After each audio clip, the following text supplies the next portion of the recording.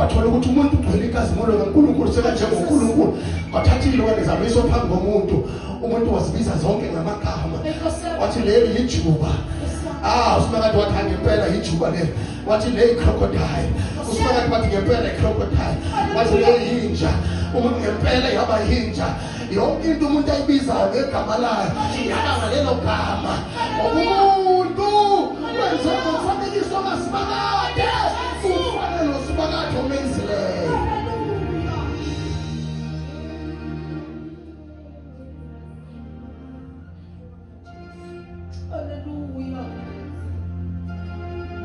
Izulu li proud ngento layenza abadala wena ufeba ngalomzimba.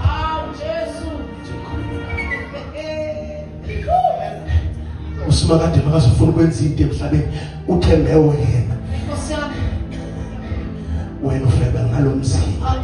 uSimakade uthembile uSimakade uthi izinto ezikhona emhlabeni angeke mina ngehle ngizoziqeda ngibanikeza amandla abazalwane emhlabeni ukuthi bathandaze kumizimbi abazalwane bani wabodwa. Jesus bafundisa bakhulumisana ukuthi hayi umuntu wami lo uphume nakimi nalokho lo umuntu wami lo maphuma umuntu ongenamali uhlala emkhokhweni nabanandaba maphuma umuntu onamathenda bayalo.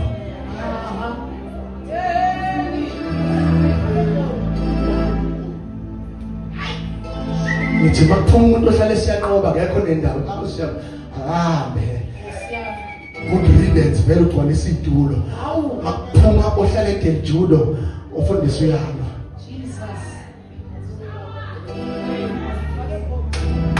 Fundisa uyalo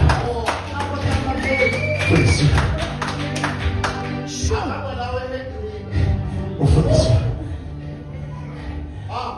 uzashiba ndathi ngizowuthandaza ngizonibona next week iviki lonke ngizonibona Sunday kanti uyazi ukuthi uyomhlaba uyanengana uyothi makhosi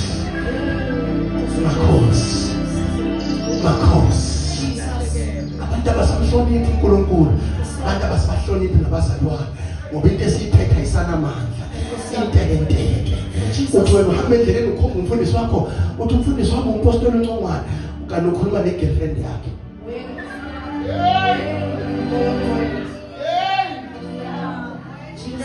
Khuluma ne-girlfriend yakhe umfundisi wami umvangeli wethi kesi yamathende wamama amathende bathi ukhuluma ngalona lo swapha lo uthabelela umfundisi wami kanti abantu bayamazi umfundisi amaflethini angcono afaka amathawula. Yazi uJesu uyabuya abazalwane uJesu usithola semotela sifaka amathawula Nkosi yakho sidla amacucumber sidla amacucumber.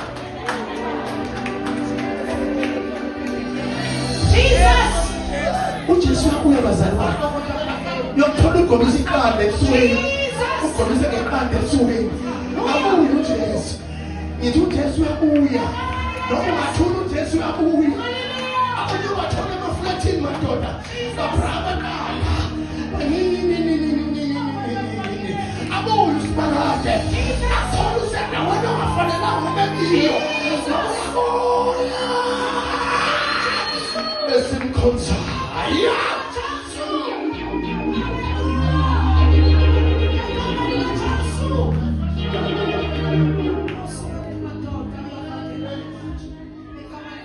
yabuya lendoda ithi mina uphefumulela izwi lakhe lenguye once izwi lakhe laphuma akakwazi ukuliphikisa yena akakwazi ukulitshintsha yena.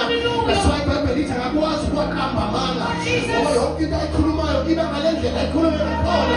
Ukuthi the sky is red, the sky will change and be red because izwi lakhe linamandla, izwi lakhe liphikisa impabala, izwi lakhe linamathatha zakhadeshi, izwi lakhe liyadala, izwi lakhe likubona izimo, izwi lakhe liphefumulele nguye, liphefumulele nguye, liphefumulele nguye, liphefumulele nguye. Abanye muza uyobuya uJesu athole isiphethe amaBhayibheli ngoba abantu bathanda ukuzenza abantu banibele kakhulu aphathe wonke amabhayibheli kuney'ndunduma zamabhayibheli duze nembheke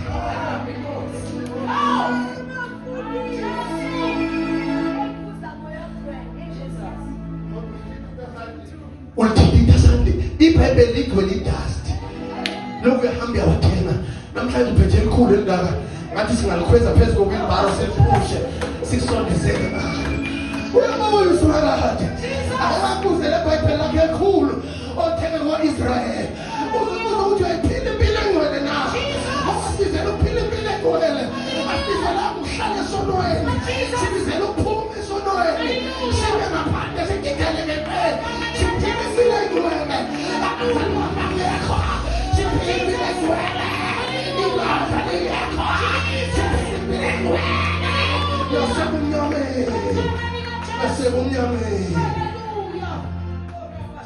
so look you know this one is a Hebrew Bible. This one, you know this one.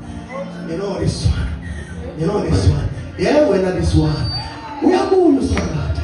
You're calling your call. Trouble couldn't sit down. Kuno moya kasimanga tohlale phakathi kwabantu kuno moya kasimanga tosinikeza amandla okubisito ezihlula izolo kuno moya kasimanga tosenza sinqobe la usahambe ngathi usiphethe khona oh yeah kakhulu kuzohlala phezu kwethu usenza sivelele siphelele ngaphesheya Jesus amandla kaJesu